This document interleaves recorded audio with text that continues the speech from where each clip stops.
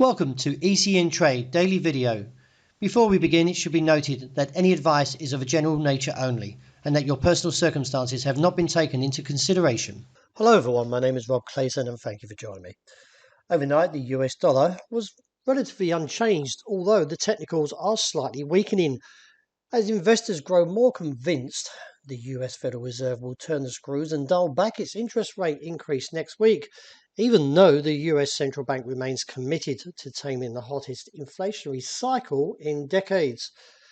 The US Central Bank will enter its blackout period this week before the US Federal Open Market Committee meeting, while later also eyes will be looking towards US gross domestic product or GDP report.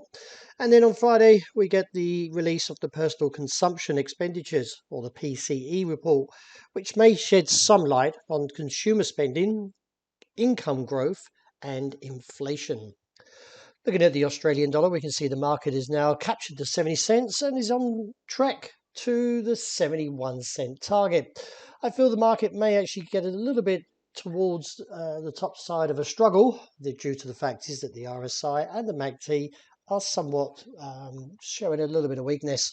So may see a bit of profit taking due to the rebound from 68.60. May see traders lighten up their position as we get beyond 70.55 and on towards 71 figure 15. Looking at the euro, the market posted a 9-month high of 109.27 overnight, right where the resistance, well, close to, of 109.45.60. From the pullback, the market is a little bit mixed here to the start of the session, but nevertheless, due to a slightly weaker US dollar, I feel that we should not abandon the top side level of a challenge again. That is around that 109 figure 60 area. And from this candlestick, just be a little bit careful because it is somewhat close to the gravestone doji, and therefore could see, as I mentioned, profit taking emerging, and therefore could see a slight decline coming back into play once we get above the 109 if there is an ambush from the bears, and therefore look towards the region of 108.55 to 108.10 and the base seen at 107.45.65. The dollar yen a little bit stronger overnight. As yen weakens, the market took out that trend line which posts all the way back from around October. As you can see, the market hasn't shown a significant break to that trend line, so I'm a little bit cautious that we may see a retest which could come back into play around 129 figure 20, and if so, that would see possible a rebound if the market is true to the break, and therefore could see the market eventually rally on to the region of around 130.80 to 131.70.90, and then profit taking likely to emerge. The technicals have firmed up a little here, so I don't feel the market will probably break beneath 129, and therefore we could see that climb eventually reach its objective. Although I am sitting neutral when it comes to the sterling, the market did back away from the 124 area and now showing a little bit of weakness into today's session that could see a slide towards 123.55 and support seen at 122.90.